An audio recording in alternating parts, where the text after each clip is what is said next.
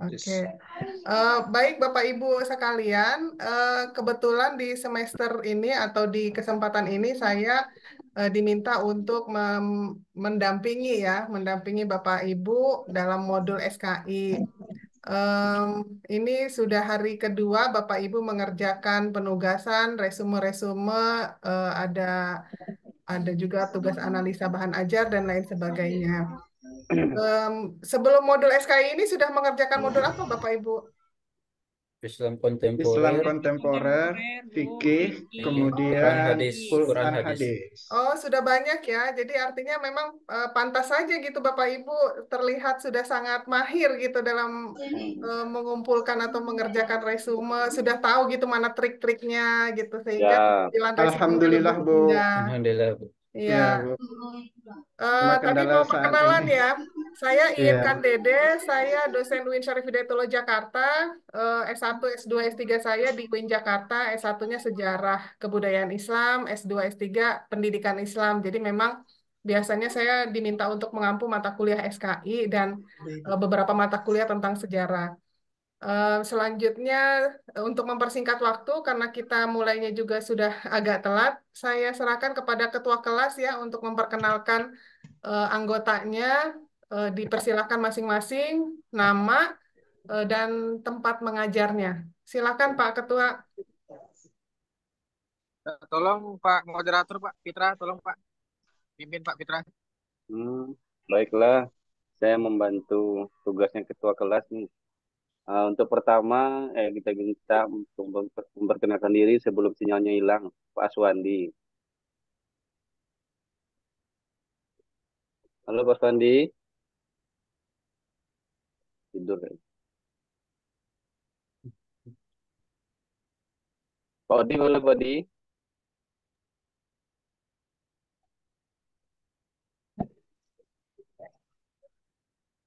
Assalamualaikum warahmatullahi wabarakatuh. Waalaikumsalam warahmatullahi wabarakatuh. Mohon izin Ibu dosen, perkenalkan nama saya Odi Eriza. Sekarang bertugas di SDN 008 Sekupang, Kota Batam. Tinggal sekarang di Kota Batam. Terima kasih. Assalamualaikum warahmatullahi wabarakatuh. Boleh, terima kasih Pak Waalaikumsalam. Odi. Kita lanjutkan Waalaikumsalam. dengan Pak Moti. Pak Moti Ya, Ali, terima dipersilakan. kasih. Terima kasih, Pak. Assalamualaikum warahmatullahi wabarakatuh. I- Waalaikumsalam. Izin Bu dosen perkenalkan diri, nama Mukti Ali, tempat mengajar di SMA 1 Kundur. Terima kasih. Assalamualaikum warahmatullahi wabarakatuh. Terima kasih Waalaikumsalam. Pak Moti. Selanjutnya Pak Hasan Fauzi. Terima kasih Pak Fitra. Assalamualaikum warahmatullahi wabarakatuh. Perkenalkan Ibu, saya Sanudin Fauji, tempat ngajar SDN 009 Sekupang, Kota Batam. Terima kasih. Assalamualaikum warahmatullahi wabarakatuh. Terima kasih Pak Hasan. Selanjutnya untuk Ibu Linda, dipersilakan Bu Linda. Assalamualaikum warahmatullahi wabarakatuh. Perkenalkan Ibu, nama saya Linda. Tempat mengajar di SDN 006 Diu, Kabupaten Kepulauan Anambas. Itu saja Ibu. Assalamualaikum warahmatullahi wabarakatuh. Selanjutnya Bu Dian, dipersilakan Bu Dian. Assalamualaikum warahmatullahi wabarakatuh. Perkenalkan Bu, nama saya Den Susilawati, mengajar di SDN 001 Letung, Kepulauan Anambas. Terima kasih Bu. Assalamualaikum warahmatullahi wabarakatuh. Waalaikumsalam. Berikutnya Pak Ahmad Furqon.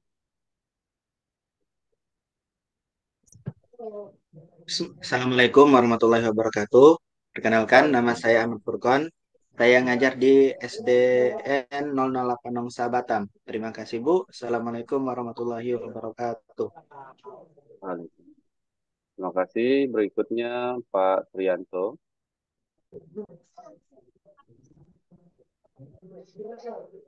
Pak Trianto, dipersilakan Pak Trianto.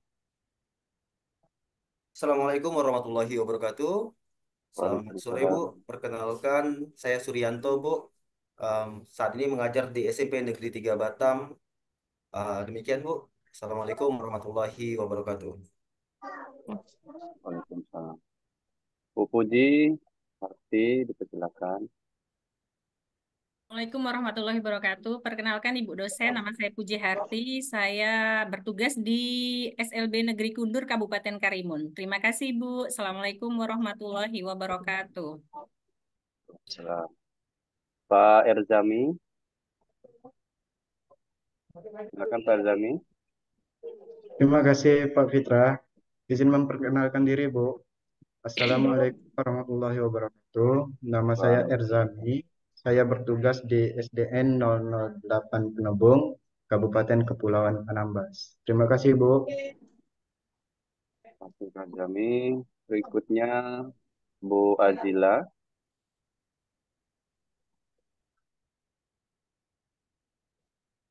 Bu Azila, mic-nya, suaranya nggak masuk Bu Azila.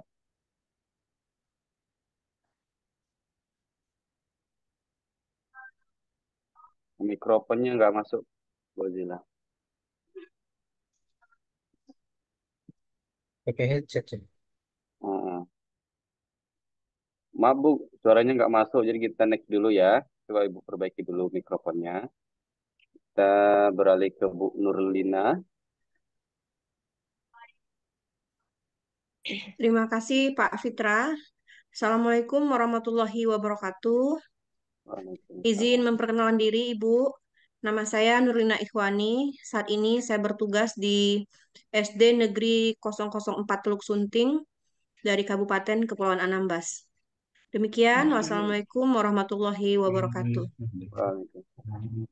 Berikutnya Bu Sahliana. Assalamualaikum warahmatullahi wabarakatuh. Perkenalkan, nama saya Sahliana. Tempat mengajar saya SDN 005 Candi, Kabupaten Kepulauan Anambas. Assalamualaikum warahmatullahi wabarakatuh. Waalaikumsalam. Terima kasih Bu Sahliana. Berikutnya Pak Muhammad Hairani.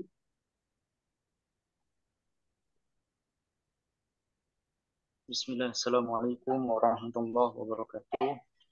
Izin memperkenalkan diri Bu. Nama saya Muhammad Hairani. Saya bertugas di SMP Negeri 2 Siantan, berasal dari Kabupaten Kepulauan Anambas. Terima kasih. Assalamualaikum warahmatullahi wabarakatuh. Waalaikumsalam warahmatullahi wabarakatuh. Berikutnya Bu Absatia. Baik, Bu. Assalamualaikum warahmatullahi wabarakatuh. Perkenalkan, nama saya Absotia. Saya dari SMP Negeri 2 Bayat, Kabupaten Kepulauan Anambas. Terima kasih, Bu. Assalamualaikum warahmatullahi wabarakatuh. Waalaikumsalam. Berikutnya Pak Pangki. Silakan Pak Pangki.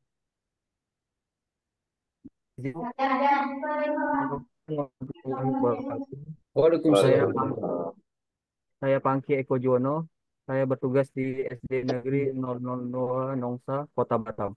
Terima kasih Bu. Assalamualaikum warahmatullahi wabarakatuh. Waalaikumsalam. Bu Ellen, silakan Bu Ellen. Assalamualaikum warahmatullahi wabarakatuh. Waalaikumsalam. Bu, saya Ellen Citra Kasih. Saya mengajar kelas 1 di SD IT Ataubah, Kota Batam. Assalamualaikum warahmatullahi wabarakatuh. Waalaikumsalam.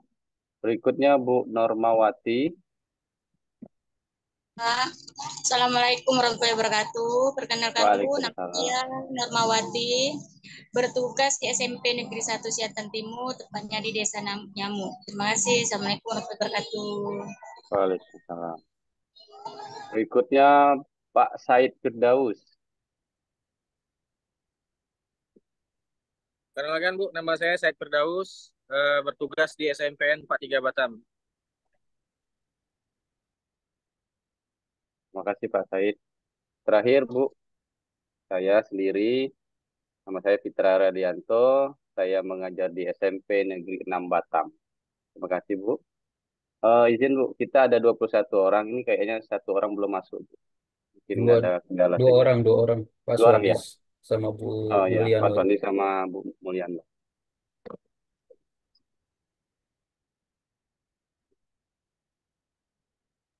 Baik, terima kasih Bapak Ibu.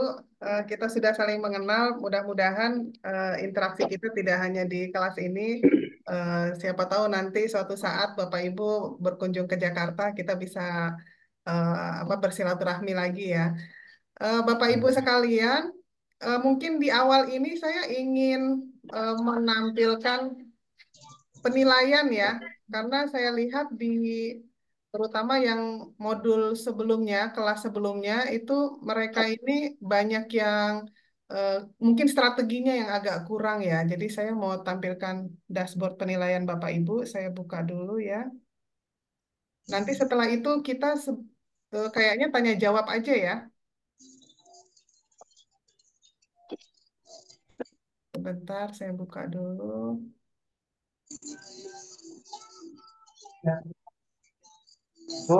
Nah, ini dashboard penilaian. Sudah kelihatan belum layar saya? Sudah, Bu. Sudah, Bu. Sudah, Bu. Ya, ini persentase ini. Jadi kalau kemarin Bapak Ibu awal-awal itu kan mengerjakan pretest ya. Pretestnya agak kecil-kecil ya menurut saya ya. Rata-rata di bawah 50. Kendalanya apa nih Bapak Ibu? Yang di atas 6, yang di atas 50 cuma Pak Pangki nih. Pak Pangki nilainya 67, yang lain di bawah 50. Soalnya ada berapa Bapak Ibu? Ini kalau pretest sama tes akhir modul, ini dia by system. Jadi ada bank soal di panitia pusat. Nah, pretestnya itu langsung muncul gitu. Jadi soalnya itu ya dari sistem bukan dari dosen. Begitu juga nanti tes akhir modul. Ini yang di kolom paling akhir itu dari bank soal di sistem itu juga gitu. Di pretest itu ada berapa soal ya Bapak Ibu? 12, Bu. 12. 12, waktunya berapa menit? 20. 20. Kendalanya apa waktu pengerjaan soal? Karena materinya kurang ingat atau karena kecepatan atau gimana? Soalnya panjang. Waktu, Bu, waktu. Kendala di SKI waktu. itu sejarah loh, Bu. Jadi kayak kita harus menghafal. Jadi kalau memang wawasannya nggak luas tentang sejarah, otomatis kesulitan, Bu. Dia nggak bisa dianalisis gitu loh. Oh, gitu. Kalau menurut saya ya, Bu. Atau kalau teman-teman yang lain. Perasaan betul semua kemarin tuh, Bu. Kami pakai perasaan kemarin tuh, Bu. Betul. Kalau yang lain kan bisa dianalisis, tapi kalau sejarah itu kan apa ya? Dia sifatnya menghafal, terus sifatnya juga sesuatu yang sifatnya baku ya, nggak berubah ya Bu ya kalau sejarah. Iya. Jadi memang butuh wawasan yang luas. Tentang apa aja? Misalnya apakah sama materinya tentang Holocaust, Indonesia dan lain-lain? Apa aja kira-kira waktu pretest kemarin? Itu Kayaknya setiap KB ada soal gitu. Oh iya iya iya. Jadi ada soal dari setiap tema di KB itu ya. Ya, banyaknya Bani Umayyah sama Abbasiyah, Bu. Oke. Ya, jadi memang yang kalau di pretest dia tidak masuk penilaian. Apa namanya? Dia hanya ingin mengetahui kemampuan awal mahasiswa. Jadi dia nggak ada persentasenya untuk akumulasi nilai akhir. Ya, ini saya ingin mencontohkan aja. Misalnya resume dan refleksi. Ini nilai Bapak Ibu saya kasih besar-besar gitu. Nanti dibagi 4, rata-ratanya sekian. Ini karena baru 2 yang ternilai, jadi masih, padahal ini kan lumayan besar ya, di atas 90 semua, tapi karena masih ada 2 lagi yang belum ternilai, jadi rata-ratanya belum. Kemudian analisa bahan ajar, ini 15%. Yang paling besar itu tugas PBL, Bapak Ibu. Tugas PBL itu ada 35% dari total semua penugasan Bapak Ibu. Sama tes akhir modul ini juga cukup menentukan ya. Jadi saran saya kalau misalnya di pretest itu berarti kan sudah ketahuan gitu ya materinya kira-kira apa aja. Tolong nanti dipelajari ulang gitu supaya nanti tes akhir modulnya juga mencukupi. Karena pengalaman di kelas yang saya ampuh kemarin, yang baru aja, itu tugas-tugas lain bagus, resume bagus, analisa bahan ajar bagus, di atas 80 gitu ya. Nah, tapi ketika tes akhir modul, anjlok semua, kecil-kecil, karena persentasenya cukup besar gitu, 25%. Gitu. Jadi nanti tetap diperhatikan untuk tes akhir modulnya. Kemudian untuk tes akhir modul ini kan terakhir ya. Terakhir berarti besok ya, hari terakhir kita ya Bapak Ibu ya. Ya, Bu. Insya Allah malam ini apa yang sudah Bapak Ibu kumpulkan akan saya nilai. Tes akhir modul ini biasanya bisa diakses di atas jam 1 siang besok. Jadi, tapi dengan syarat sudah mengerjakan semua. Kalau belum mengerjakan semua, nanti nilainya malah berkurang gitu. Karena kalau sudah mengerjakan tes akhir modul, dianggap otomatis nilai yang sebelumnya sudah ada gitu. Jadi sebaiknya pastikan dulu semua tugas sudah saya nilai gitu ya. Nanti setelah itu baru jam 1 atau jam 2 silahkan mengerjakan tes akhir modul. Begitu ya Bapak Ibu. Kemudian saya juga sudah memberikan contoh ya untuk analisa bahan ajar. Ini nggak ada masalah kayaknya ya analisa bahan ajarnya ya. Cukup dipahami ya karena ini kan bukan modul pertama yang dikerjakan ya. Nah, ini ada 4 pilihan bahan analisanya. Nanti silahkan ditulis bahan analisanya Bapak Ibu ngambil dari mana? Apakah video tentang Abu Bakar As-Siddiq? Eh, jadi yang dianalisa tentang video ini salah satu aja. Kalau di saya salah satu aja yang dianalisa. Atau misalnya Bapak Ibu menganalisa jurnal. Tolong disebutkan jurnal dan pengarangnya. Misalnya nih artikel jurnal Susmihara, temanya tentang Khulafaur Rasyidin, dinamika sosial politik dan dakwah Islam. Jadi pilih salah satu aja. Atau misalnya mau yang analisa KB4. Boleh dari video. Videonya ini tentang perkembangan Islam di Afrika Mesir. Atau dari jurnal. Nah, saya menambahkan satu alternatif. Kalau mau sambil belajar, silahkan ini ada video di YouTube tentang sejarah perkembangan Islam di Indonesia. Nah, nanti silahkan di apa namanya dianalisa sesuai dengan tiga instruksi ini. Begitu. Jadi ini pilihan ya. Tolong disebutkan gitu apa yang Bapak Ibu analisa. Apakah video YouTube, kemudian apakah jurnal, atau misalnya tadi eh, artikel yang lain gitu. Sama kan dengan modul yang sebelumnya Bapak Ibu kerjakan? Sama, Bu. Iya. Terus resume modul saya cukup senang ya dengan kelas yang sekarang karena kenapa nilainya saya berikan besar-besar ya memang menurut saya bagus ya. Ini biasanya kalau di bawah 80 berarti mungkin agak kurang kreatif, tapi dari konten sudah masuk gitu. Hanya kurang kurang kreatif aja. Kalau yang di 90 ini saya mengapresiasi karena bagus ya. Misalnya saya buka satu nggak apa-apa ya? Ya, Bu. Iya. Apa-apa, Bu. Nah, jadi kalau ada yang menampilkan peta konsep gitu kan, ini kan berarti eh, butuh apa ya butuh waktu lebih gitu ya dibanding misalnya cuma resume berbentuk narasi gitu kan. Nah, jadi nilainya saya tambah gitu biasanya seperti itu. Tapi kalau misalnya nggak sempat, ya nggak apa-apa narasinya aja, tapi nilainya ya nilai narasinya aja gitu. Tapi kalau ditambah dengan peta konsep seperti ini, terus lebih kreatif gitu ya, ya insya Allah nilainya ada tambahan lah. Kalau dari saya, kalau untuk dosen lain saya nggak tahu gitu ya. Sama, Nah, Bu. Ada penambahan juga, Bu. Kalau sama untuk ya. dosen lain. Iya, karena kita melihat apa ya, usaha Bapak Ibu kan Ya. lebih berarti ya. Kalau cuma nulis biasa kita juga kan sama Pak. Maksudnya kalau ngoreksi nilai siswa gitu ya, ngoreksi hasil kerjaan siswa kalau tulisannya ruwet gitu kan bikin bikin nggak enak mata. Tapi kalau dibikin tulisan yang indah, ada warna-warninya, jadi ya kita juga memberikan apresiasi lah untuk Bapak Ibu. Kemudian untuk tugas tadi analisa bahan ajar, tugas PBL.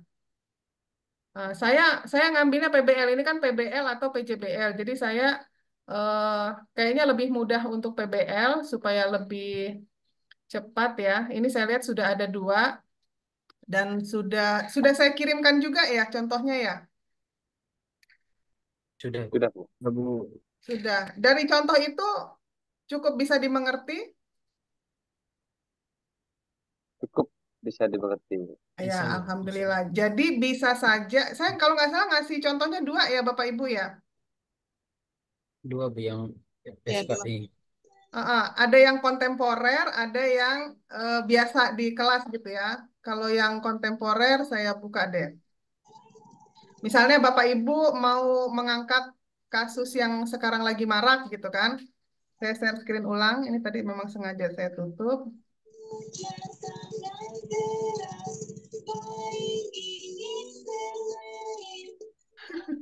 Ada musik ya.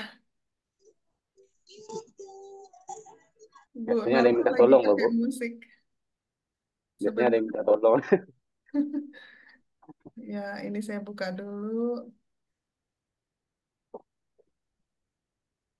Nah, ini contoh PBL yang kontemporer. Ini punya teman-teman mahasiswa PPG juga, PAI 13, namanya Nurul Adli. Barangkali ada yang kenal. Mudah-mudahan jadi amal beliau nih, jadi contoh buat Bapak Ibu. Nah, Amin. ya, modulnya itu, judul temanya itu diambil dari judul KB ya Bapak Ibu. Misalnya KB 1 kan tentang Hulafarosidin. Pilih salah satu aja. Yang KB 2 tentang Umayyah ya, Abbasiyah dan Umayyah. Yang ketiga tentang Indonesia ya. Yang keempat baru tentang dunia. Nah, berarti kan ini perkembangan Islam di dunia ini beliau ngambil dari KB 4. Silakan aja. Ini dia ngambil dampak tragedi WTC bagi masyarakat Muslim di Amerika Serikat. Barangkali misalnya Bapak Ibu ada yang mengikuti perkembangan Palestina gitu. Misalnya mau ngangkat isu tentang Palestina, silakan aja gitu ya. Ini contoh misalnya identifikasi masalah. Nah, perlu diingat Bapak Ibu, semua poin-poin yang di sebelah kanan ini, misalnya identifikasi masalah ada 3, berarti yang lain juga penyebab masalahnya ada 3. Terus solusinya juga ada 3, gitu ya.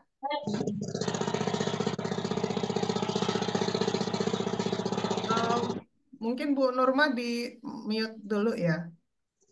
Oke. Nah, misalnya identifikasi masalah kalau kasus dampak tragedi WTC ini terjadi pelanggaran hak asasi manusia. Sebetulnya saya lebih senang kalau Bapak Ibu ngambil PBL-nya yang terbaru gitu ya, isu-isu kekinian yang bisa dikaitkan dengan sejarah Islam gitu supaya ya kita juga menambah wawasan gitu kan. Eh, ini sudah saya ini ya, saya kirim ya filenya kan? Sudah, Bu. Sudah. Bisa dipahami ya? Ya, jadi misalnya saya contohkan satu, terjadinya pelanggaran HAM dengan dinistakannya hak-hak muslim oleh pemerintahan Amerika Serikat. Nah, penyebab masalahnya, jadi nomornya itu eh, me- apa namanya berkaitan dengan nomor yang sama. Jadi nomor 1 ini penyebab masalah dari identifikasi yang nomor 1. Terjadinya peristiwa yang meruntuhkan gedung WTC hari Selasa tanggal 11 September berakibat terjadinya konflik dunia yang melibatkan Amerika Serikat dengan Islam misalnya. Nah, itu penyebab masalahnya dianalisis apa gitu. Terus solusinya.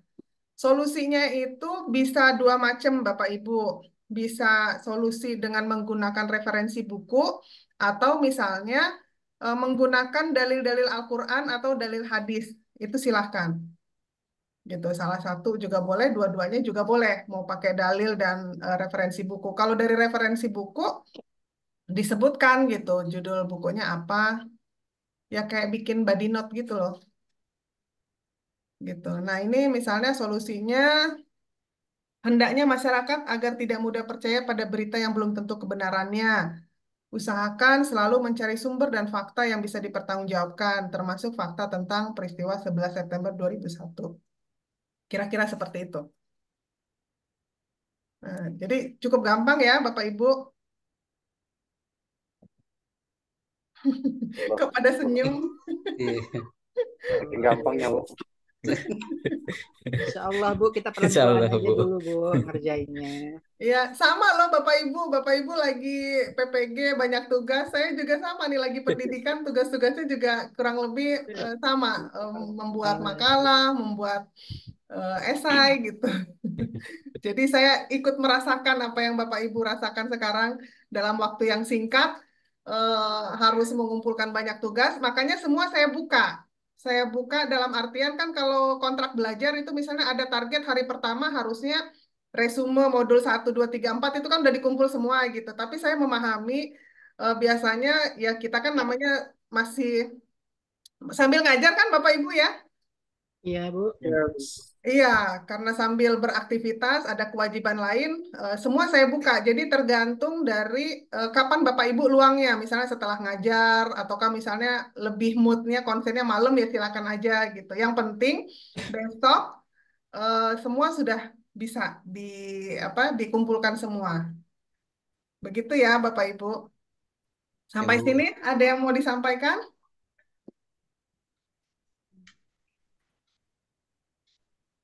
Bapak Berarti Ibu, besok terakhir pengumpulan tugasnya ya, Bu?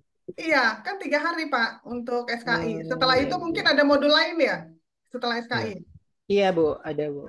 Iya, jadi kita on schedule aja karena kalau Bapak Ibu mundur, takutnya nanti yang saya khawatirkan tes akhir modulnya nanti khawatirnya malah nggak bisa diakses, rugi.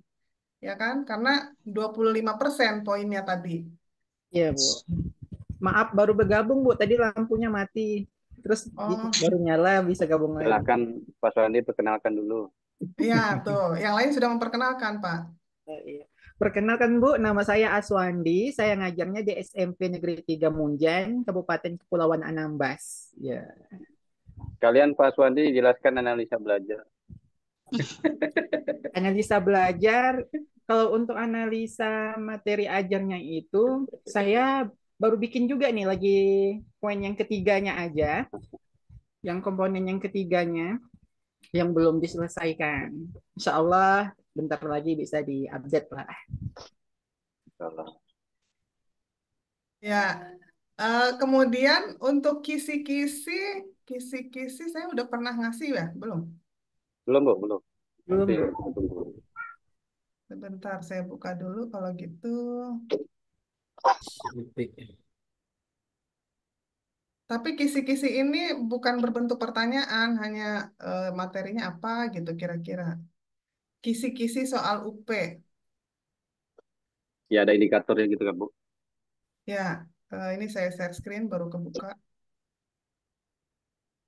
Nah, ini udah kelihatan ya, Siap, sudah, Bu. kecil-kecil ya tulisannya ya. Ini baru dikasih panitia, maksudnya memang ini kisi-kisi UP 2023, tapi mudah-mudahan insya Allah masih materinya masih sama ya. Jadi ada materi topiknya ini tentang sikap cinta tanah air, submaterinya sikap nasionalisme. Nah, nanti soal-soalnya itu ada indikatornya. Jadi si penulis soal itu, indikator soal yang dibuat itu seperti yang ini. Menunjukkan kesetiaan, kepedulian, penghargaan yang tinggi terhadap bahasa, lingkungan fisik, sosial, dan seterusnya dalam mendidik, mengajar, membimbing, mengarahkan, melatih, menilai, dan mengevaluasi peserta didik. Jadi kan sekarang memang model soalnya itu soal HOTS ya Bapak Ibu ya. Makanya kemarin itu ketika di modul-modul itu pretest maupun tes akhir modulnya itu rata-rata itu kan soalnya HOTS ya, ada narasinya, kemudian ada pilihan ganda ya bentuknya ya. Iya, Bu. Iya. Jadi untuk pretest sama tes akhir modul itu dia by system ya Bapak Ibu. Begitu Bapak Ibu membuka soal itu sebaiknya jangan sambil mengerjakan yang lain gitu. Karena dia waktunya berjalan. Kalau sambil ngajar, sambil bikin tugas yang lain, atau sambil makan gitu, nanti malah waktunya berjalan, Bapak Ibu kehabisan waktu, akhirnya nilainya sayang gitu kan. Kalau yang lain-lain, model resume, analisa, itu saya yang menilai, jadi saya bisa memberikan apa keringanan gitu. Tapi kalau yang bentuknya tes akhir modul, dia by system, waktunya berjalan sesuai dengan sistemnya. Kemudian kisi yang nomor 2, sikap nasionalisme. Nah, nanti soalnya tentang sikap nasionalisme. Nanti saya kirim juga file ini supaya bisa dipelajari. Terus ada sikap cinta tanah air, berarti ini ada 3 ya. Oh, ini lumayan ada beberapa nih. Materinya sikap cinta tanah air, sub materinya nasionalisme ada 2 soal, patriotisme ada 2 soal, terus sikap menghargai perbedaan, Biasanya nanti dikasih studi kasus gitu, ada contoh kasus, baru nanti ada pilihan gandanya. Kemudian mengutamakan kepentingan bersama, mempertahankan kekayaan alam Indonesia, mengapresiasi kekayaan budaya bangsa lain, sehingga memperkuat jati diri bangsa Indonesia, lalu sikap berwibawa. Nah, sikap berwibawa ini nanti indikator soalnya itu di sebelah kanan ya, misalnya menunjukkan keberanian dalam membela kebenaran dan keadilan. Kemudian soal yang selanjutnya, mengembangkan pribadi yang taat serta menghormati hukum dan aturan pada proses mendidik, mengajar, membimbing, mengarahkan, melatih, menilai, dan mengevaluasi. Saya rasa ini insya Allah pada bisa lah, ini kan memang Amin. mata pelajaran yang Bapak Ibu ajarkan kan, PAI? Iya. Iya, Tapi ini rata-rata analisis semua, Bu ya. iya. Nah, kemudian sikap tegas, sikap, SKI di nomor 29 Bu kayaknya Bu. ya, tuh udah hafal tuh. Ini udah dikasih dosen yang lain belum? Sudah Bu. Sudah ya? Oh, udah beres kalau gitu. Tinggal mengerjakan ini. Filenya aja Bu. Iya, sikap tegas itu misalnya menampilkan perilaku yang bijaksana meskipun dalam situasi yang sulit.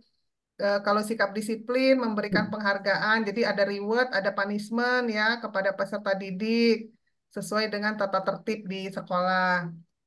Kemudian sikap penuh panggilan jiwa, menampilkan sikap senang dan nyaman dalam mendidik dan seterusnya. Sikap samapta, menunjukkan kesiapsiagaan dalam proses mendidik dan seterusnya. Terus sikap kesepenuh hatian. Jadi menampilkan tanggapan sebagaimana yang dihayati peserta didik dalam mendidik, mengajar, membimbing, mengarahkan, dan seterusnya. Lalu ada merancang usaha untuk menuntaskan pekerjaan. Ini gampang ini kayaknya ya Bapak Ibu ya. Gampang, Bu. Tapi nggak cukup waktu. Waktunya ya. Iya, Bu. Iya. Itu bisa balik lagi nggak? Kalau misalnya kayak yang pretest kemarin contoh. Iya. Misalnya kan kalau kita manual dulu kita lewatin yang Ya, sulit, bisa, Bu, nanti bisa. balik lagi. Bisa, Masih Bu. bisa ya? Iya. Yang Masih nggak bisa. bisa, Bu, kita kembalikan waktunya, Bu. Nggak bisa. Iya. Iya. Masih bisa, Bu. Ya, kemudian sikap kemurah hatian. Indikatornya menunjukkan kepedulian yang tinggi, mendeteksi situasi yang membutuhkan bantuan, mendemonstrasikan sikap tanggung jawab pribadi. Nah, ini termasuk juga nanti kalau misalnya Bapak Ibu membuat video praktek mengajar, gitu ya, itu ini diterapkan juga ketika Bapak Ibu buat video itu, eh, apa namanya, indikator-indikator ini diterapkan gitu. Misalnya membantu siswa, atau misalnya apa tadi itu ya, menunjukkan kepedulian, jadi ditanyain siswanya kalau sakit gimana, atau ya pokoknya diekspresikan gitu. Jadi bukan hanya praktek mengajar gitu. Terus sikap kemurah hatian mendemonstrasikan sikap tanggung jawab pribadi terhadap situasi yang membutuhkan bantuan dalam mendidik, mengajar dan seterusnya. Jadi ditanyakan siswa di kelasnya itu bisa nggak gitu, ada kendala nggak dalam belajar gitu. Kalau ada kendala eh, apa yang bisa dibantu oleh Bapak Ibu gurunya gitu. Nah, kemudian, nah ini udah tentang zakat profesi. Nah, nanti ada soal tentang biasanya misalnya penghasilan seseorang berapa gitu kan. Nah, nanti ada hitung-hitungannya gitu. Ini udah masuk ke fikih, Bu ya. Iya, iya. Jadi ada contoh soalnya, ada narasinya, terus contoh kasusnya gitu ya. Penghasilannya berapa, kemudian setiap bulannya misalnya penghasilan berapa, lalu zakatnya itu dihitung berapa persen yang harus dikeluarkan. Jadi pilihan gandanya itu biasanya agak-agak ngecoh sedikit. Lalu tentang konsep zakat produktif, misalnya contoh pemberian zakat kepada mustahik, lalu nikah. Biasanya ada contoh kasus ya, contoh kasus nikah dalam Islam.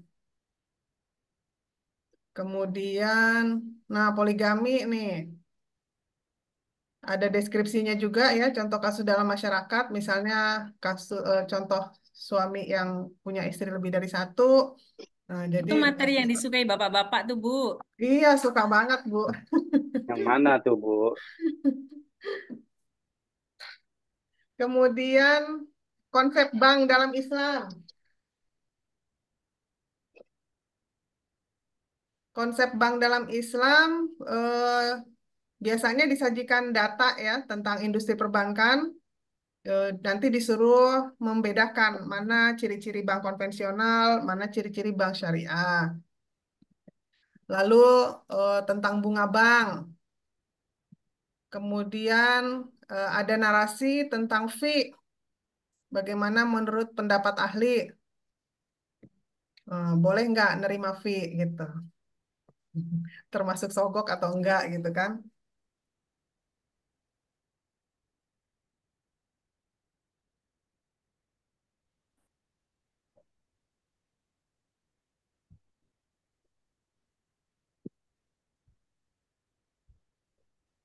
Ya, kemudian misalnya kewajiban hak dan kewajiban warga negara menurut ajaran Islam. Gitu. Lalu ada sejarah. Nah, ini mulai sejarah ya. Sejarah misalnya pada masa Abu Bakar, kemudian pada masa Khalifah Umar, Khalifah Utsman. Ini kalau nggak Khalifah Utsman nanti ada Khalifah Ali bin Abi Thalib. Kemudian dilanjutkan kepemimpinan pada masa dinasti Umayyah. Nah, ini mahasiswa menganalisis bentuk departemen pada pemerintahan dinasti Umayyah di Damaskus. Kemudian pendidikan masa Umayyah di Andalusia. Lalu pada masa Abbasiyah, ya, pada masa Abbasiyah diminta menentukan faktor penyebab kemunduran dinasti Abbasiyah. Gitu. Jadi sebenarnya kalau kita perhatikan atau kita telaah kemunduran dinasti-dinasti ini ya, mau Abbasiyah, Umayyah, terus setelah itu nanti ada masa 3 kerajaan besar tuh yang Turki Utsmani, Safawi di Persia, Mughal di India, itu rata-rata hampir sama. Jadi ada faktor internal itu biasanya perebutan kekuasaan di internal kekhalifahan, kemudian gaya hidup gaya hidup mewah anak-anak khalifah, gitu kan. Terus kalau faktor eksternalnya itu biasanya ya contoh kalau di eh, Turki Utsmani itu dia ada serangan dari luar gitu ya, sama. Jadi ekspansi dari luar ke kekhalifahan Islam. Kemudian nah perluasan wilayah Islam. Nah, wilayah kekuasaan dinasti Abbasiyah. Lalu ada tentang masuknya Islam ke Indonesia. Jadi ini kalau yang SKI memang dari KB 1, 2, 3, 4 ya. Disajikan data dan informasi sejarah masuknya Islam. Nah, jadi ada berapa jalur gitu masuknya Islam di Indonesia. Kemudian dakwah Islam di Nusantara. Jadi bagaimana identifikasi corak strategi dakwah Islam di Nusantara. Kemudian ada dakwah Islam Wali Songo. Ini terkait dengan gerakan dakwah Wali Songo ya. Nah, kemudian Islam di Afrika. Nah, nanti mahasiswa menentukan strategi dakwah dan perkembangan Islam di Afrika, kemudian perkembangan Islam di Amerika, bagaimana sejarah masuknya dan perkembangan di Amerika ya, lalu perkembangan Islam di Eropa. Mahasiswa mampu menentukan strategi dakwah dan perkembangan Islam di Eropa. Selanjutnya perkembangan Islam di Australia. Ada data dan informasi tentang masuknya Islam di Australia, mahasiswa mampu menentukan strategi dakwah dan perkembangan Islam di Australia. Jadi kalau Bapak Ibu pernah membaca perkembangan Islam di dunia gitu ya, sebetulnya wilayah yang belum pernah masuk dalam wilayah kekhalifahan Islam itu hanya Australia. Kayak benua Afrika itu kan bahkan sejak masa Rasulullah itu kan sudah masuk wilayah kekuasaan Islam. Lanjut Umayyah, Abbasiyah gitu kan. Terus benua Eropa itu juga masuk wilayah kekuasaan Islam. Asia tentu saja masuk gitu ya. Jadi yang belum sampai dakwah Islam itu dalam bentuk kekhalifahan yang luas itu hanya di Australia. Nah, kalau Bapak Ibu baca di modul itu kan yang membuat Islam masuk di Australia itu justru karena pedagang-pedagang, bukan pedagang, apa nelayan. Nelayan-nelayan dari Makassar mereka itu mencari teripang. Jadi tadinya itu mereka ke benua Australia itu mencari teripang karena teripang itu kan lumayan ya, harganya mahal. Kemudian mereka menetap selama beberapa waktu di Australia dan ketika berinteraksi dengan masyarakat Australia ya akhirnya ya mirip-mirip Salam. kira-kira kalau kita gambarkan itu seperti masuknya Islam ke Indonesia gitu loh, interaksi antara kalau yang masuknya Islam ke Indonesia itu kan misalnya dari Gujarat Kaki kan pedagang-pedagang itu saudagar-saudagar itu berlabuh menetap di Indonesia akhirnya berinteraksi dan masyarakat pesisir pantai Indonesia itu kan mulai tertarik dengan agama Islam. Nah, kira-kira sama kayak gitu. Jadi ketika orang-orang Makassar yang beragama Islam itu singgah di Australia, cari teripang, mereka bermukim mungkin beberapa bulan atau bahkan sampai menikah di sana gitu ya dengan penduduk Australia. Akhirnya Islam justru masuk ke Australia. Kalau Amerika kan karena perbudakan ya, awal masuknya Iya. Islam ke Amerika itu karena perbudakan gitu. Sebetulnya menarik ya dengan belajar di modul-modul itu, modul-modul KB 1, 2, 3, 4 itu, terutama yang bagian Islam di dunia itu ya, Afrika, Amerika, Eropa, Australia, kita jadi tahu gitu bagaimana awal masuknya Islam ke sana. Makanya kalau misalnya di apa tadi yang PBL-nya Bapak Ibu mengambil konteks yang isu kekinian itu lebih bagus lagi gitu.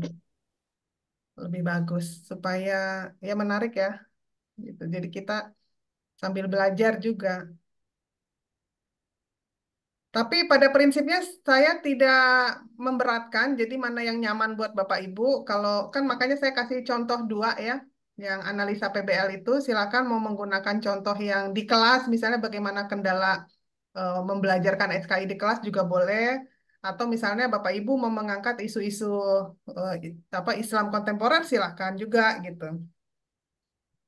Kemudian kembali ke kisi-kisi soal, ini konsep akhlakul karimah. Biasanya disajikan studi kasusnya, baru Bapak Ibu menilai. Kemudian ada perilaku tentang potensi kuah al-ghadab, lalu iman dan amal soleh dalam Islam.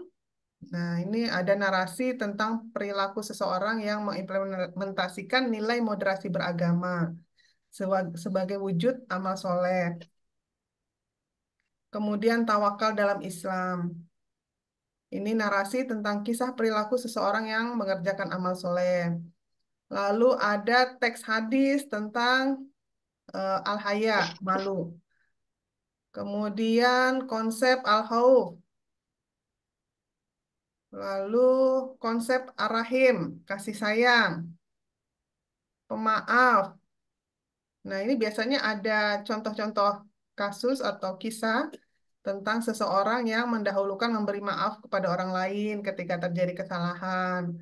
Kemudian mahasiswa dapat membuktikan manfaat sikap dan perilaku memberi maaf kepada orang lain pada diri sendiri. Jadi sebetulnya kalau kita memberi maaf itu jangan gengsi gitu ya, karena sebetulnya eh, itu untuk diri kita sendiri gitu. Kalau kita tidak bisa memaafkan orang lain, kita tidak bisa move on, akhirnya ya menyakiti hati sendiri gitu. Jadi tujuannya sebetulnya untuk diri sendiri juga nanti kembalinya. Lalu konsep Ar-Rahman dalam Asmaul Husna, konsep Al-Malik dalam Asmaul Husna, kemudian Karomah. Ini nanti ada cerita tentang perilaku seorang wali dalam realitas kehidupannya, kemudian mahasiswa ini mengkritisi adanya karomah pada diri seorang wali sebagai bentuk kemuliaan. Lalu ada sihir dalam tinjauan akidah Islam. Sampai sekarang ini, walaupun di dunia modern begini, tetap kayaknya masih ada ya. Banyak. Yang, Sih, Bu, percaya dan tak percaya masih ada, iya. Bu. Kalau di sana ada juga. Ada, Bu. Oh, ya, ya, ya. Kalau di Jakarta relatif ya mungkin mungkin ada juga gitu ya, tapi ya begitulah. Mudah-mudahan kita terhindar ya dalam hal-hal yang sihir-sihir seperti ini. Amin. Amin, ya Allah. Kemudian ada kiamat sugra. Jadi mahasiswa diminta untuk mengidentifikasi ciri-ciri kiamat sugra sebagai bagian dari datangnya hari akhir. Lalu ada kiamat kubro, ada takdir mubram dalam kajian ilmu kalam, ada takdir mu'alak dalam kajian ilmu kalam. Kemudian konsep kebebasan manusia dalam konteks takdir Allah. Ada tafsir, takwil, terjemah. Jadi ini silakan dibedakan gitu ya. Dicari perbedaannya apa. Tafsir itu apa, takwil itu apa, terjemah apa. Lalu ada ayat-ayat muhkamat, ada tafsir bira'yi, ada tafsir tahlili, tafsir maudu'i, kemudian toleransi nih, toleransi. Ada hadis, hadis sahih, kemudian ada hadis riwayat Ibnu Majah, nanti ada contoh hadisnya. Kemudian ada hadis riwayat Abu Dawud tentang keutamaan orang berilmu. Kemudian ada hadis tentang menanggung biaya hidup anak yatim. Banyak ya, Pak. Disajikan narasi konseptual terkait dengan fungsi hadis terhadap Al-Quran menurut ahli. Kemudian analisis KIKD. Kurikulum Merdeka udah dipakai belum Bapak Ibu? Sudah, Sudah, Bu. Bu. Sudah. Sudah ya. Kemudian ini memang kisi-kisi berdasarkan yang terakhir 2023 kemarin. Mudah-mudahan sih mau yang kurikulum Merdeka atau yang 2013? Kurikulum Merdeka aja, Bu, mudah. Lebih mudah ya? Mudah bikin kita pening. Mudah bikin bening. Ya, sebetulnya ini loh Bapak Ibu, kita ini sama ya, dosen dan guru itu kita itu dibebankan hal yang sama gitu. Di satu sisi Iya. kita harus memberikan pendidikan dan pengajaran untuk siswa dan mahasiswa. Tapi di lain pihak kita guru dan dosen ini diribetkan dengan hal-hal Nah, administrasi kan. Setuju, itu, Bu. setuju sekali. Setuju. Jadi kapan kita mau mengembangkan kan harusnya dosen dan guru itu kan apa meneliti kah gitu ya atau misalnya mengupgrade diri ikut ikut pelatihan pendidikan supaya lebih inilah lebih up to date gitu ilmunya. Tapi ya itu Betul. administrasinya banyak banget ya. Iya, Bu. Aduh ya begitulah mudah-mudahan nanti Ya, menteri baru mudah-mudahan. lebih berpihak kepada guru dan dosen ya. Iya, Bu. Amin. Amin, ya Allah. Amin ya Allah. Nah, kemudian ada teori perkembangan intelektual peserta didik. Jadi misalnya 7 sampai 17 tahun itu teori perkembangan intelektualnya seperti apa? Lalu ada teori perkembangan moral peserta didik. Nah, ini nanti ada studi kasus tentang tawuran pelajar. Menelaah teori perkembangan moral peserta didik. Kemudian perkembangan emosional. Disajikan studi kasus, data, atau informasi terkait dengan kehidupan peserta didik. Mahasiswa menelaah teori perkembangan emosional peserta didik. Saya jadi ingat kemarin, ya beberapa hari ini berita tentang yang anak ulang tahun itu ya, yang kesetrum di kolam sekolah itu. Mungkin anak-anak murid kita itu perlu diingatkan lagi ya Bapak Ibu supaya mengurangi apa ya, jangan usil sama teman. Kalau ulang tahun jangan suka ngerjain. Ya memang tugas guru itu berat ya. Tidak seperti zaman Pak Mukti Ali dulu mungkin waktu masih sekolah.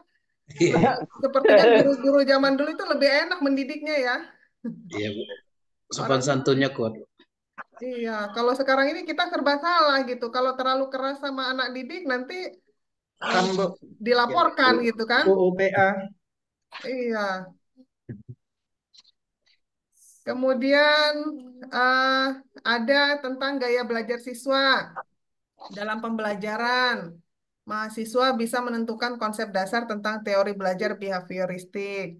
Lalu ada teori belajar kognitif. Jadi dibaca-baca aja Bapak Ibu, misalnya apa beda teori belajar kognitif, konstruktif gitu.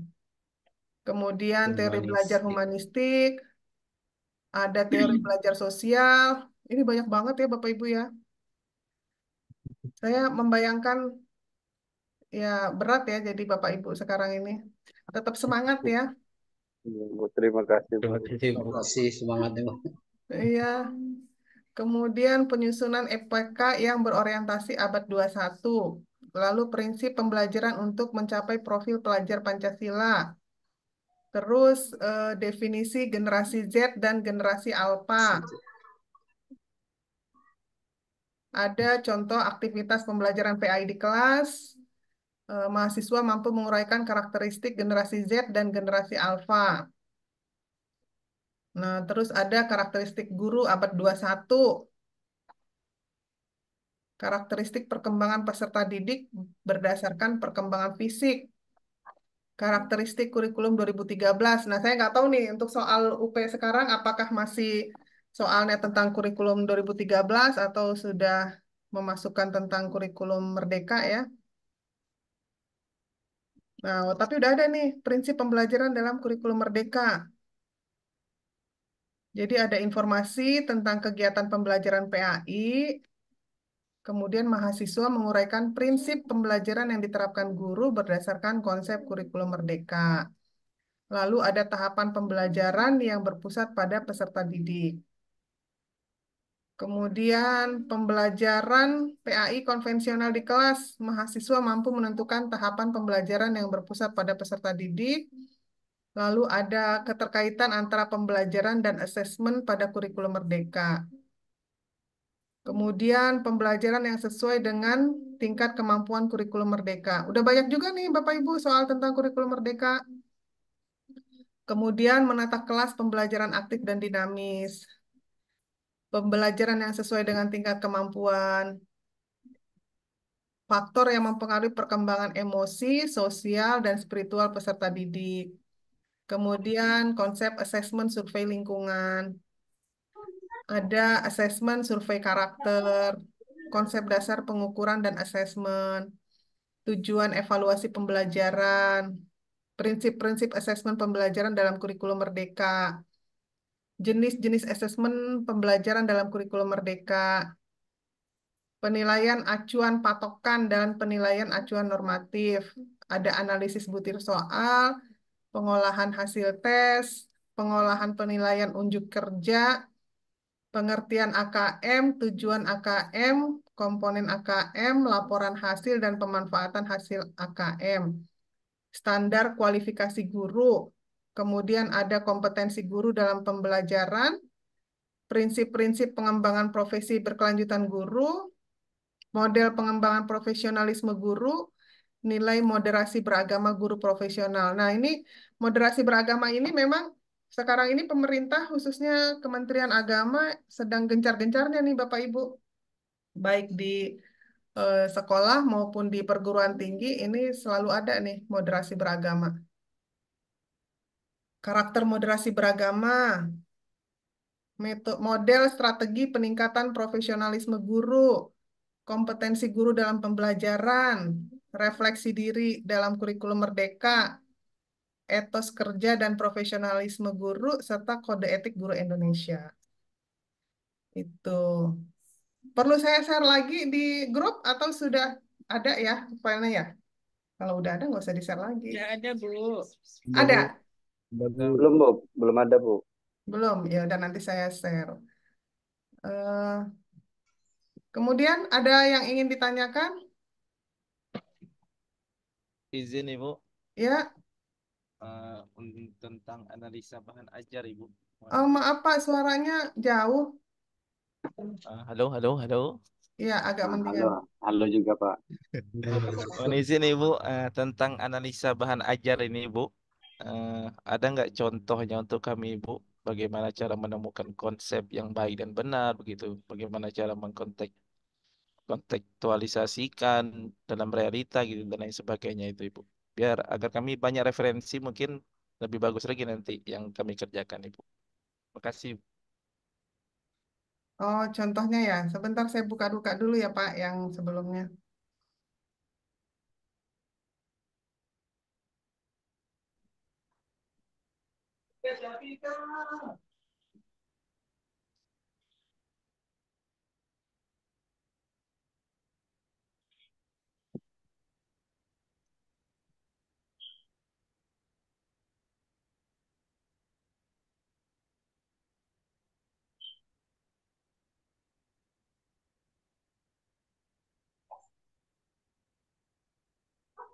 Sebetulnya analisa bahan ajar yang bagus itu contohnya yang di tahun 2023, cuma di saya udah nggak kebuka lagi. Jadi yang kebuka hanya yang kelas terakhir kemarin ya.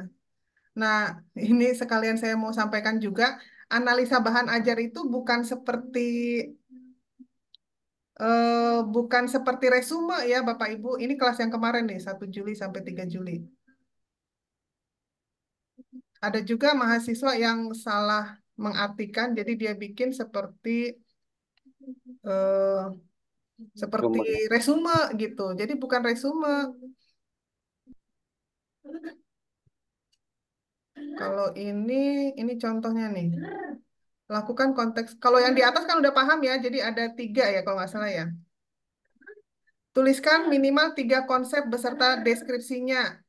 Nah, jadi sebaiknya Bapak Ibu kalau bikin itu agak di blok gitu. Jadi supaya cepat ketemu gitu. Misalnya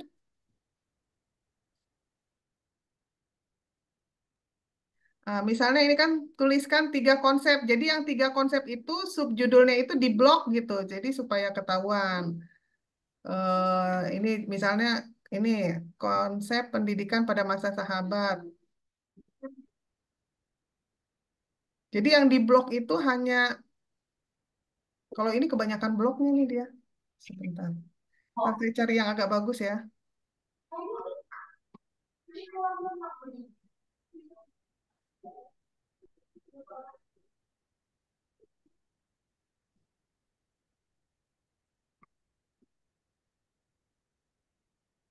Pembelajaran bermakna itu apa sih Bapak Ibu?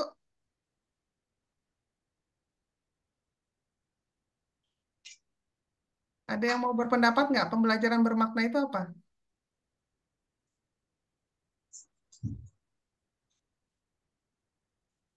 Ini kan merefleksikan hasil kontekstualisasi materi bahan ajar dalam pembelajaran bermakna. Bapak Ibu pernah pakai AI nggak?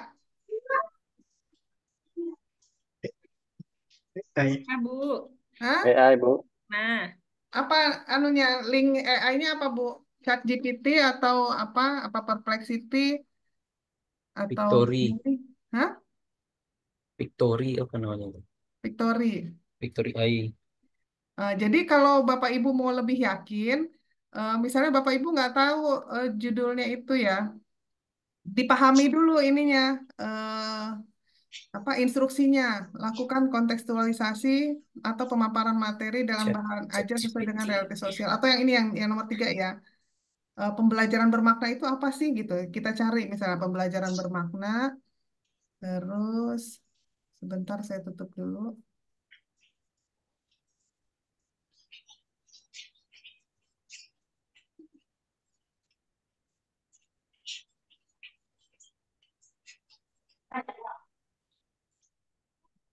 Pernah pakai Gemini nggak Bapak Ibu? Lihat ini. Gemini pernah pakai? Ini saya Pakai coba pakai Gemini ya. Eh, pakai ini gamma biasanya Bu. tulisannya Gemini gini nanti silakan aja kalau mau coba Gemini. Ini misalnya tadi kita mau nyari pembelajaran bermakna. Apa yang dimaksud pembelajaran bermakna? Nah, cepet kan ya? Nah, pembelajaran bermakna proses di mana informasi baru dihubungkan dengan pengetahuan dan pengalaman yang sudah dimiliki oleh peserta didik, sehingga peserta didik itu memahami informasi baru dengan lebih baik dan menyimpannya dalam memori jangka panjang. Nah, ada beberapa strategi yang digunakan untuk menciptakan pembelajaran bermakna. Misalnya pembelajaran berbasis proyek, pembelajaran kolaboratif, pembelajaran berbasis masalah, pembelajaran kontekstual. Hmm. Kalau mau ini, cuma saya nggak tahu nih tingkat plagiarismenya berapa ya. Sebentar.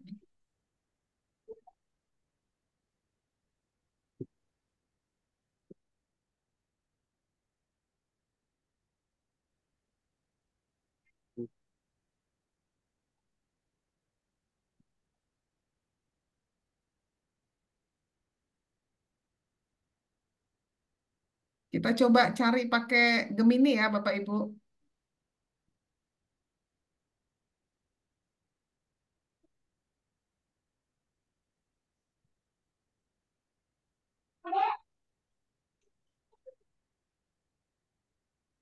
Saya share screen lagi. Sebetulnya sekarang itu lebih mudah. Misalnya kita copy paste nih. Bagaimana bagaimana hasil kontekstualisasi materi bahan ajar dalam pembelajaran bermakna? Tuh ketemu. Udah pernah belum nyoba begini? Belum, Bu. Ini pelajaran baru untuk kami. Baru mulai belajar, Bu. Hah? Tapi Baru bisa mulai ini, belajar. bisa ditangkap nih. Ini contoh yang poin 3 ya, Bapak Ibu. Ini kan soal analisa bahan ajar yang nomor 3 kan? Bu Norma tolong di mute dulu ya. Ya. Nah, hasil kontekstualisasi materi bahan ajar dalam pembelajaran bermakna menghasilkan beberapa hasil yang positif. Antara lain meningkatkan pemahaman dan keterampilan siswa. Ketika materi pelajaran dikaitkan dengan konteks kehidupan siswa, mereka lebih mudah memahami dan mengingatnya. Hal ini karena informasi baru menjadi lebih relevan dan bermakna bagi mereka. Kemudian meningkatkan motivasi dan keterlibatan siswa. Nah, jadi ini kan konsepnya nih Bapak Ibu. Misalnya Bapak Ibu analisa bahan ajarnya itu tentang eh, tadi hulaforosidin misalnya ya. Nih masa sahabat. Ini kelihatan nggak yang space-nya kalau saya pindahin gini? Kelihatan, Bu, kelihatan. Ya. Nah, jadi misalnya tadi di ini yang saya contohin ini bukan berarti benar ya yang kemarin ini nggak tepat juga sebenarnya. Jadi misalnya setelah Bapak Ibu menampilkan 3 konsepnya pada masa sahabat, kemudian ini kan nomor 2 soalnya lakukan kontekstualisasi. Tadi yang saya cari tadi yang nomor 3. Merefleksikan hasil kontekstualisasi materi bahan ajar dalam pembelajaran bermakna. Nah, jadi dibandingkan dengan tema hulaforosidin. Paham nggak Bapak Ibu? Oh, insya Allah paham. Nah, terus tadi kan kita udah ngelihat di Gemini tadi nih. Ya, Bu. Di Gemini ini kan meningkatkan pemahaman dan keterampilan siswa. Jadi Bapak Ibu sambungin. Jadi ketika materi pelajaran tentang hulaforosidin, siswa itu bisa menerapkan dalam kehidupannya. Misalnya dari apa? Teladannya itu. Ya. Contohnya dalam dalam berjuangnya, giat nanti berjuangnya Iya. itu seperti itu juga dicontohkan para siswa gitu, harus giat belajar gitu dalam Iya, bentuk iya. Jadi gitu Pak. Nah, pinter Pak Pandi. Iya, jadi apa yang tergantung yang dianalisa ya. Kalau analisanya hulaforosidin berarti yang pembelajaran bermaknanya dikaitkan tema itu dengan sikap keterampilan siswa. Terus misalnya meningkatkan motivasi dan pelibatan siswa gitu kan.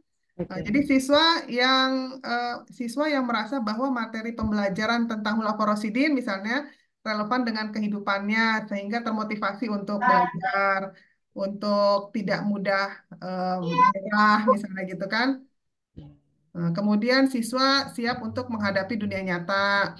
Terus nanti kalau misalnya soalnya tentang analisa bahan ajarnya tentang Umayyah, kan di Umayyah atau Abbasiyah itu kan misalnya faktor kemundurannya itu diantaranya karena anak-anak khalifah itu bergaya hidup mewah, tidak mandiri, misalnya berarti siswa itu harus apa walaupun orang tuanya orang yang berada, tapi dia tetap harus mandiri, harus rajin belajar, gitulah kira-kira. Jadi dikaitkan dengan konteks siswa gitu. Ya nggak, Bapak Ibu? Ya, Bu. Ya Bu, ya Bu. Iya, Bu. Bu, Heeh. ada masukan sedikit, Bu. Ya, gimana Oh, Pak? iya. Dengan senang Kalau hati. Masuk Pak ini Sandi. kan, kalau yang saya udah bikin, cuma saya belum ini aja, belum dikirim kayak gitu. Mm-mm. Saya bikinnya itu secara tabel, Bu. Terus Mm-mm. secara pakai tabel. Jadi di situ kan hanya minta 3 komponen, tetapi Mm-mm. saya masukkannya itu 4 kayak gitu, Bu. Sayang gitu karena saya masukkan kan para sahabat Rasul. Kalau Presiden juga tugas bagian 1 kayak gitu. Mm-mm. Nggak apa-apa, Pak. Iya, Nggak apa-apa. Itu iya, iya, minimal minimal 3 ya. iya, Bu. Heeh. Tapi dikasih pembeda ya, maksudnya jawaban soal jawaban nomor 1, jawaban nomor 2 gitu ada di Ya blok beda, lah Bu. gitu. Mm. Mm-mm. Kadang-kadang ada juga mahasiswa yang ngirim itu tulisannya itu numpuk semua gitu, jadi bacanya agak sulit juga gitu memisahkan. Mungkin Iya. ketiknya buru-buru, jadi nggak dikasih spasi gitu. Mm-mm. Sampai sini ada lagi yang ditanyakan atau sudah cukup paham semua? Insyaallah. Sudah maghrib belum di sana Bapak Ibu? Udah mau Belum, masuk Bu. juga nih, Bu. Udah Belum Bu. udah mau masuk. Iya, 15 ini saya menitan juga lagi. udah gelap di sini, udah mau maghrib. Eh, Baik, kalau sudah mungkin nanti kita lanjutkan via WA grup ya. Kalau ada kendala-kendala silahkan di WA saya gitu. Terus nanti saya kirimkan kisi-kisinya untuk bahan belajar Bapak Ibu. Pada prinsipnya di kelas ini kelas KI apa kelas 21 K2 ya. Iya. K2. Oh Heeh. iya, Bu. Jadi saran saya ini bukan kompetisi ya. Di PPG ini bukan kompetisi, tapi kita saling mensupport supaya semuanya lulus gitu. Iya, Bu. Pada prinsipnya dosen-dosen di UIN Syarif Hidayatullah Jakarta itu membantu Bapak Ibu supaya bisa lebih mudah gitu ya untuk mengerjakan penugasan-penugasannya dan insya Allah penilaiannya juga sepanjang Bapak Ibu juga tidak irit ngirim jawabannya, insya Allah nilainya bisa lebih maksimal gitu ya. Contoh misalnya kalau resume dilihat pokok-pokok materinya. Contoh misalnya Hulaforosidin ada 4, berarti ya pokok materinya minimal mencakup 4 khalifah itu. Kalau cuma 2 ya berarti nilainya nggak bisa maksimal dong gitu kan. Terus yang bab KB2 misalnya tentang Umayyah Abbasiyah, kan itu ada 3 pokok materinya. Umayyah di Andalusia, Umayyah di Damaskus, sama Abbasiyah. Berarti ya resumenya ada 3. Jangan juga terlalu panjang ya. Kalau terlalu panjang bukan resume namanya, itu mah copy paste, mindahin gitu. Ya, Saya ngulang Bapak, modul. Bapak Ibu lebih paham lah gitu ya karena sudah terbiasa mengoreksi nilai-nilai siswa. Jadi sekarang giliran Bapak Ibu yang mengumpulkan tugas-tugasnya. Insya Allah yang penting Bapak Ibu jaga kesehatan. Bapak Ibu sendiri yang tahu bagaimana kapasitas tubuh Bapak Ibu. Kalau misalnya malam itu cuma bisa sampai jam 9 sampai jam 10 udah cukup sampai jam 9 aja istirahat. Terus nanti besok lanjutkan lagi gitu. Tapi jangan lupa sesuai dengan waktu karena besok itu terakhir ya saya tunggu sampai siang lah ya supaya nanti jam-jam 1 jam 2 Bapak Ibu sudah bisa eh, mengerjakan tes akhir modul. Kemudian kalau kemarin saya kembalikan itu jangan berkecil hati. Saya kembalikan supaya nilainya lebih bagus lagi karena kalau mau nilai seadanya khawatirnya nanti malah dapat remedial. Kalau dapat remedial kan berarti Bapak Ibu dapat tugas tambahan gitu. Tapi kalau saya kembalikan nilainya tadi kemarin itu siapa yang saya kembalikan? Bu siapa ya? Bu Azila ya, Bu Azila. Setelah dikerjakan ulang nilainya malah 90-an kan gitu. Daripada saya nilai seadanya kan rugi gitu. Nanti takut remedial. Saya juga nggak pengen Bapak Ibu remedial. Tapi satu hal lagi yang penting tes akhir modul. Tes akhir modul itu nilainya cukup besar, 25%. Kelas yang saya ampu kemarin itu yaitu kurangnya di tes akhir modul. Banyak yang di bawah 50 akhirnya ada juga beberapa yang terpaksa remedial gitu. Kalau remedial, dia misalnya mengerjakan 3 buah soal HOTS gitu. Kalau sudah mengerjakan, kemudian saya terima, nilai otomatis jadi 70, karena minimal lulus kan 70 ya. Gitu. Baik, mungkin itu saja yang bisa saya sampaikan. Saya tetap berusaha untuk memberikan nilai yang terbaik sepanjang Bapak Ibu juga memberikan mengumpulkan tugas-tugas yang bagus. Penting untuk ada yang berdoa nih kayaknya biar lancar. Silahkan siapa Pak Ketua yang berdoa? Sebentar Bu, untuk jadwal besok Bu. Iya. Untuk jadwal besok kan di kontrak itu jam 8 sampai jam 10 kan ada sinkronus tuh Bu. Itu ada jam lagi nggak Bu? Kalau menurut saya cukup ya. Lebih baik Bapak Ibu fokus mengerjakan tugas-tugas. Lebih. Baik, Begitu? siap Bu. Setuju ya? Ya, Bu. Setuju. Iya. Ya, silakan yang berdoa siapa nih Pak Ketua? Biar berkah. Dituakan oleh Pak Mufti Ali. Iya. Bismillahirrahmanirrahim. Allahumma sholli ala sayyidina Muhammad wa ala ali sayyidina Muhammad. Alhamdulillahi rabbil alamin. Allahumma ya Allah, ihdina ila siratim mustaqim. Siratal ladzina an'amta alaihim minan nabiyyin was-siddiqin was-syuhada'i was-sholihin. Allahumma ya Allah, zidina ilma wahdina ila siratim mustaqim. Zidina ilma wahdina ila siratim mustaqim. Zidina ilma wahdina ila siratim mustaqim. Waja'alil jam'ana jam'an marhuma wa la tafarruquna min ba'di hadza tafarruqa maksuma. Wa sallallahu ala sayyidina Muhammad wa alihi walhamdulillahi rabbil alamin. Terima kasih. Ya, terima Amin. kasih semuanya. Kita tutup dengan membaca hamdalah. Alhamdulillah. Amin. Mudah-mudahan lulus Foto, Bu. semuanya. 500 perak. Izin foto Bu. Oh ya, silakan. Silakan Pak Pongki mainkan. Buka kamera, dikasih bayi. Izin Bu ya, bentar Bu ya. Ya. 1, 2, 3. Yang 3 ya. Ya, Pak. Kenapa ngintip? 1, 2, 3. Oke. Ya. Terima kasih Bu. Ya, sama-sama Kasih, saya Bu, Iqlip. bimbingannya. Assalamualaikum warahmatullahi wabarakatuh. Waalaikumsalam warahmatullahi wabarakatuh. wabarakatuh.